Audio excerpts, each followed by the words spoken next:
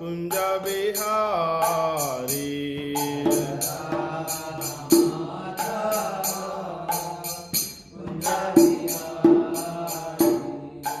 गोपी जन वल्लभ गिरिवरधारी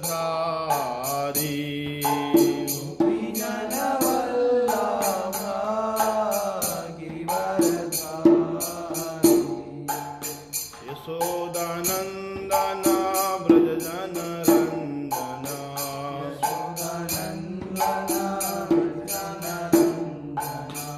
यमुना तीरावनचारी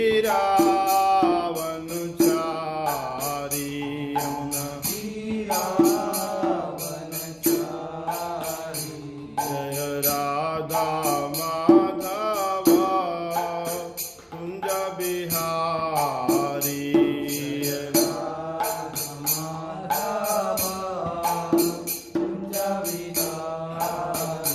हरे कृष्णा कृष्णा हरे हरे हरे राम राम राम हरे हरे हरे कृष्णा कृष्णा कृष्णा हरे हरे हरे राम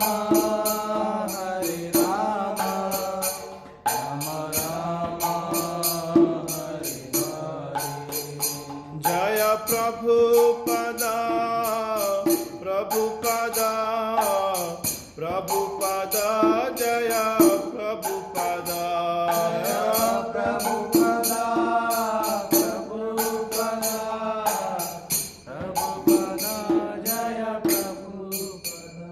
हरिनाम संकीर्तन की जय। श्रील प्रभुपाद की जय।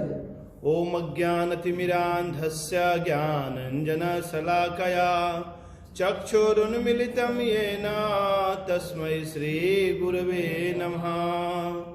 वाञ्छाकल्पतरुभ्यश्च कृपा सिन्धुभ्य एव च पतितानां पावनेभ्यो वैष्णवेभ्यो नमो नमः।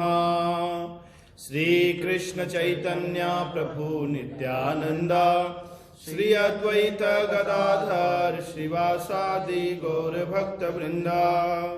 हरे कृष्णा कृष्णा कृष्णा हरे हरे हरे राम राम राम हरे हरे। श्रीमद् भगवद गीता अध्याय 5 श्लोक संख्या 24। यो अंतः सुखो अंतरारामास यो अंतः सुखो अंतरारामास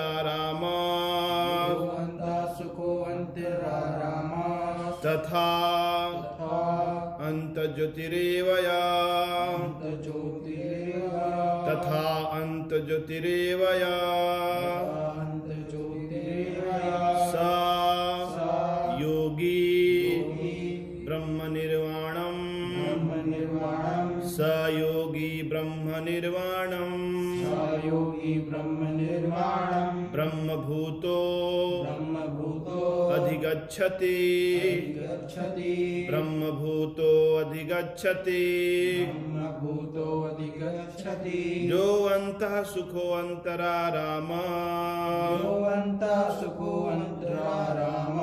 तथा अंत ज्योतिरेवया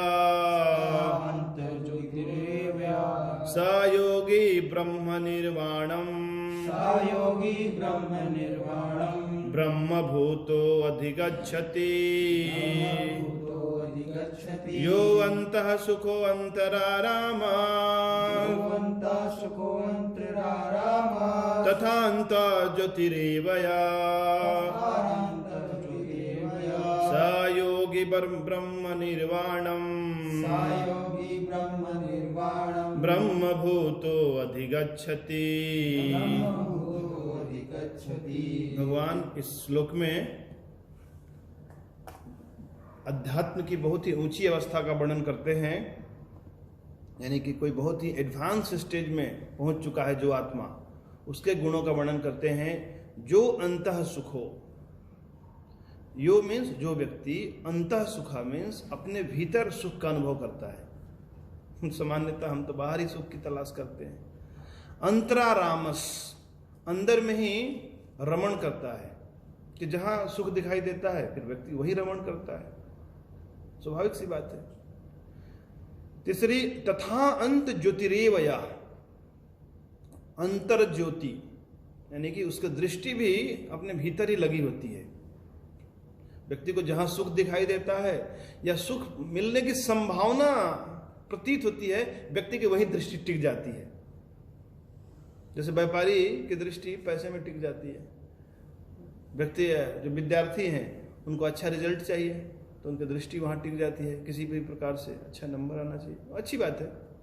लेकिन यहाँ पे योगी के लक्षणों का वर्णन करते हुए भगवान कहते हैं कि जो अंतः सुखा, वो अपने सुख अपने अंदर ही ढूंढता है, और अंतरारामस, वो भीतर ही भीतर रमण करता है, क्योंकि जानता है मैं तो शरीर नहीं, जब मैं शरीर नहीं तो शरीर को सुख पहुंचाने वाली जो वस्तुएं हैं वो मुझे कैसे सुख पहुंचाएंगी। तो शरीर के लिए कुछ समय कुछ चीजें हमें सुख पहुंचा सकती हैं, पर अंततः मैं आत्मा हूं और आत्मा के लिए सुख बिल्कुल अलग है। तो अंतः सुख यानी कि भीतर ही भीतर वो सुख का अनुभव करता है और भीतर ही भीतर वो रमण करता है।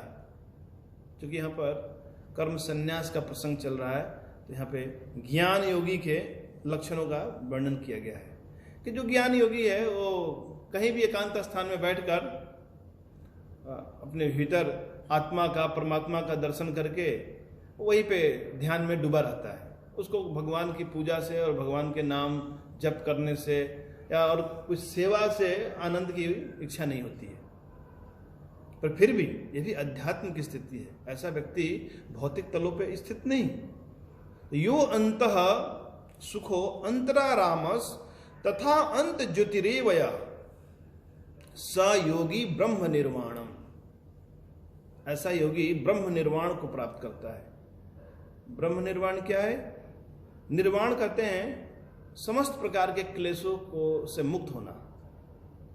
ब्रह्म निर्वाण है एक ऐसी ब्रह्म की स्थिति जहां व्यक्ति भीतर ही भीतर सुख का अनुभव करता है, अपने ही अंदर रमण करता है और उसकी दृष्टि अंतर ज्योतिरेवया, उसकी दृष्टि लगी होती है केवल, बाहर में क्या हो रहा है उससे कोई लेना देना नहीं।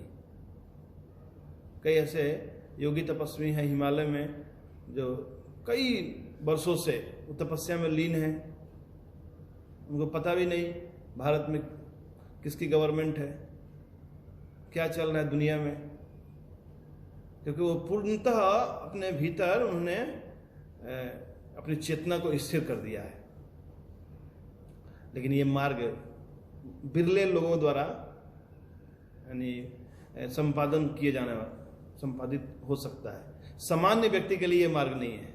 सामान्य व्यक्ति संसार में रहकर भगवान की सेवा में युक्त होकर ब्रह्म की स्थिति को प्राप्त कर सकता है।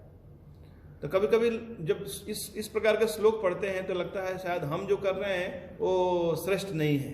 नहीं, भगवान कहते हैं आगे ब्रह्म भूतो अधिगच्छति, ऐसा व्यक्ति ब्रह्मभूत अवस्था को प्राप्त कर चुका है, लेकिन फिर भी भक्ति ब्रह्मभूत की स्थिति से भी आगे है। ब्रह्मभूतः प्रसन्नात्मा न सोचती न कांक्षति, समः सर्वेषु भूतेषु मद भक्ति लभते पराम।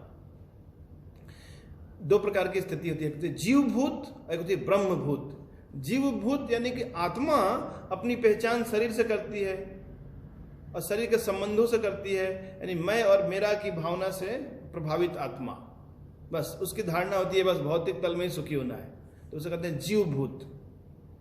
जीवभूत महाबाहु येदम धार्यते जगत, इसी जगत में सुख का अन्वेषण करने वाली आत्मा को कहते हैं जीवात्मा या जीवभूत।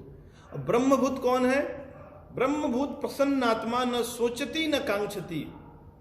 ब्रह्मभूत वह है जिसने अनुभव किया है कि मैं स्वयं शरीर नहीं, मैं आत्मा हूं और मेरा सुख इस संसार में नहीं, मेरा सुख मेरे भीतर है, मेरा सुख प्रभु की सेवा करने में है, मैं भगवान का अंश हूं। जिसने यह अनुभव किया है उसे कहते हैं ब्रह्मभूत आत्मा। तो ऐसे ब्रह्मभूत अवस्था को पाने के बाद, संसार के द्वंद्व से मुक्त होने के बाद, वो लभते पराम। ब्रह्मभूता प्रसन्नात्मा न सोचती न कांक्षति, समः सर्वेषु भूतेषु मद भक्ति लभते पराम। फिर वो पराभक्ति को प्राप्त करता है। तो भक्ति कोई सामान्य स्थिति नहीं है।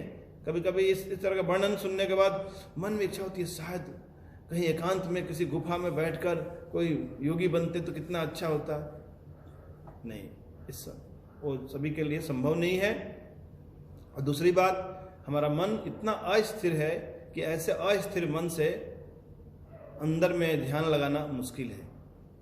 इसलिए भगवान ने कृपा करके अर्चा विग्रह के रूप में प्रकट हुए हैं, भगवान हरिनाम के रूप में प्रकट हुए हैं, और भी कई प्रकार के भगवान ने अपना विस्तार किया है ताकि हम अपने मन को स्थिर कर सकें और उसी ब्रह्मभूत की स्थिति को पाकर हम इस संसार चक्र से मुक्त हो सकें।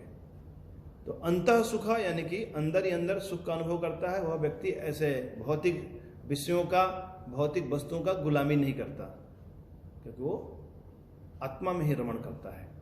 और उसकी दृष्टि अंतर ज्योतिरेवया यानी इसकी दृष्टि आत्मा पर टिकी होती है। यानी संसार में कितनी भी बड़ी से बड़ी विपदाएं आ जाएं, लेकिन वो टस से मस नहीं होता, उसकी चेतना डमाडोल नहीं होती। इसका अनुवाद मेरे पीछे एक बार दोहराइए। जो अंतःकरण में सुख का अनुभव करता है, जो कर्मठ है, और अंतःकरण में ही रमन करता है, तथा जिसका लक्ष्य अंतर्मुखी होता है, वह सचमुच पूर्ण योगी है। वह पर ब्रह्म में मुक्ति पाता है, और अंततो गत्वा ब्रह्म को प्राप्त होता है। तो ये अध्यात्म की ऊंची अवस्था है। इस अवस्था में व्यक्ति अचानक से स्थित नहीं हो सकता, इसके लिए साधनाएं करनी पड़ती हैं, और कभी कभी कई जन्मों की साधनाएं उसे इस स्थिति में लाकर खड़ा करती है।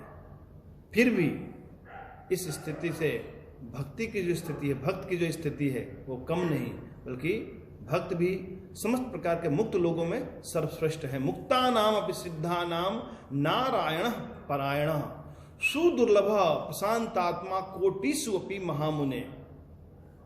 क्योंकि ऐसे मुक्त पुरुषों में भी ब्रह्मभूत अवस्था को पाकर भी व्यक्ति भगवान की ओर आकृष्ट होता है और भगवान की भक्ति में तल्लीन होता है, जैसे श्रील सुखदेव गोस्वामी ने किया और चतुष्कुमारों ने किया। ये सब इस स्थिति को पा चुके थे, लेकिन फिर भी जब भगवान का उन्होंने वर्णन सुना, भगवान की कृपा के बारे में सुना, तो भगवान की भक्ति में लग गए। हरे कृष्णा कृष्ण कृष्णा हरे हरे, हरे राम राम राम हरे हरे। श्रील प्रभुपाद की जय।